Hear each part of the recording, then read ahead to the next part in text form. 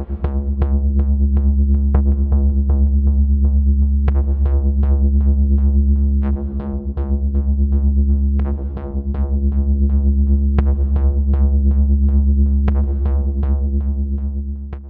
folks, I'm Spencer and this is Cult Mania, and today we are talking about Dario Argentos' Tenebrae.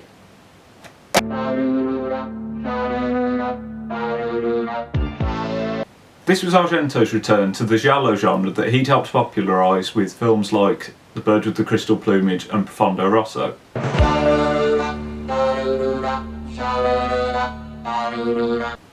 Tenebrae would be released in 1982, following the release of the first two parts of Argentos' Three Mothers trilogy, Suspiria and Inferno. But that trilogy wouldn't be finished until 2007 when Mother of Tears would come out, and Tenebrae would be a standalone release that would ditch all of the supernatural aspects of Argentos' previous two films. The film centres around a New York crime novelist, Peter Neal, played by Anthony Franciosa, who travels to Rome to promote his new book.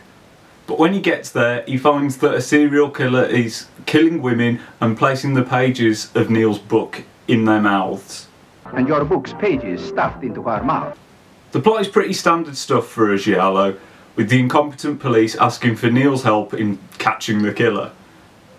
The film has a whodunit vibe, but I wouldn't bother trying to figure out who it is, because the film has that many red herrings and pretty much cheats the audience the entire way through. We have to talk. You told me how. This was Argentos' big return to the giallo genre, and he really goes for it. There's a lot of bright red gore on show here, and the bodies really start to pile up, especially in the last 30 minutes. It's clear to see that Argento had been influenced by the growing slasher trend in the States, and the killings here really help to keep the viewer engaged. I found quite a few other giallos to be dull, including ones that Argento's made, but I think Tenebrae has a real briskness that keeps the viewer engaged the whole way through. The cast are nothing really to write home about. Most of the characters are just ciphers for plot exposition or bodies to be murdered. Franciosa does give a dedicated performance, and I do think he elevates the film. If someone is killed with a Smith & Wesson revolver, do you go and interview the president of Smith & Wesson? Argento mainstay Daria Argentos, on the other hand, gives a very flat performance. But it's to be understood because a lot of sources say she didn't want to do the film because her relationship with Argento was incredibly on the rocks at the time. This may help to explain why the only point that she comes alive is when she screams for 40 seconds straight.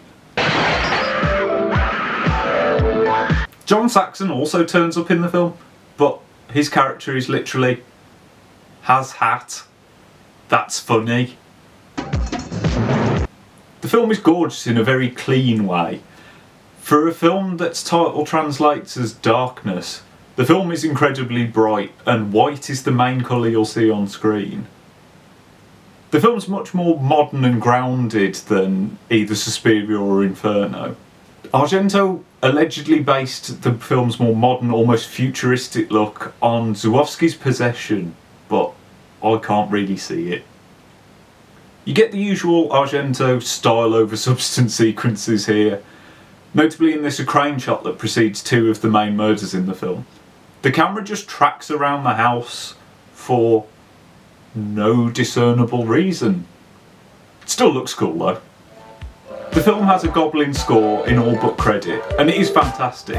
It helps to keep the tempo high and make the film a bit more exciting than I think it would be without it. The main theme apparently even went on to be a club hit. My main issue with the film is that it wastes a lot of potentially really good ideas. The killer takes photos of his victims, really well produced photos that have an almost eroticised edge to them, but this never goes anywhere. They're sent to the police, we barely ever see them, and then they're found in the killer's house later on so that you can point at them and go, "You are the killer." The guy has an axe. Similarly, the film has these moments where we have flashbacks that the killer's having, and they're incredibly kinky, and they feature a transgender actress. But again, these never really go anywhere. They seem to confuse the plot a lot more than they explain it. It's almost as if the film wants to head in a more psychosexual direction, with key female victims being lesbian, bisexual or overtly heterosexual. But then this whole plotline is forgotten in favour of an overt plot twist. Filthy, slimy pervert. I wonder if perhaps Argento feared a backlash about the initial sexual overtones of the film. He'd already been labelled as misogynistic, and this is similarly levied at Peter Neal in the film.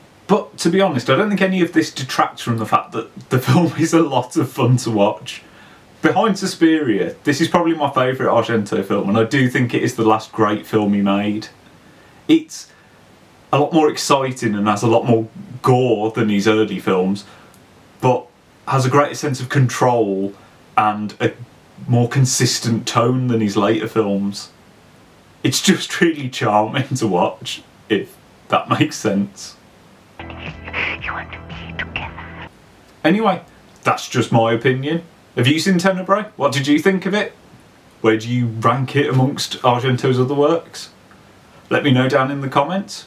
Like and subscribe so that you don't miss any more videos, and I'll see you next time.